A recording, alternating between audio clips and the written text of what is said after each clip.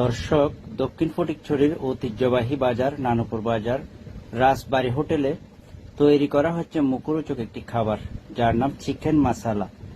এই হোটেলের স্বত্বাধিকারী মালিক নানুপুর বাজারে পরিচিত মুখ, আপনারা সবাই ছিলেন মোর্শেদ। মোর্শেদের দোকানে এই মুখরোচক খাবার তৈরি করা থাকে প্রতিদিন, যেটি বিকালের নাস্তার সাথে অনেক লোক রুটি এবং পরোটা দিয়ে এগুলো খেয়ে থাকেন। অনেকে পার্সেলও নিয়ে থাকেন বাড়িতে। কিভাবে তৈরি করা হচ্ছে আমি আপনাদের সংক্ষেপে দেখানোর চেষ্টা করছি। এটা তৈরি হতে একটু দেরি লাগে, আমি সংক্ষেপে ভিডিও করে আপনাদের সামনে তুলে ধরছি, আপনারা দেখেন। আপনারা যারা বিকালে এই ধরনের নাস্তা করবেন, তাহলে নানুপুর বাজার রাজবাড়ী হোটেলে চলে আসবেন, কিরাম রোডের মাথায়, অর্থাৎ নানুপুর ওয়ান ব্যাংকের সামনে। আর কেউ পার্সেল নিলেও দোকানের সাথে দোকানের নাম্বার দিয়ে দেবো আমি, মোর্শেদের নাম্বারে যোগাযোগ করতে পারবেন। ধন্যবাদ সবাইকে।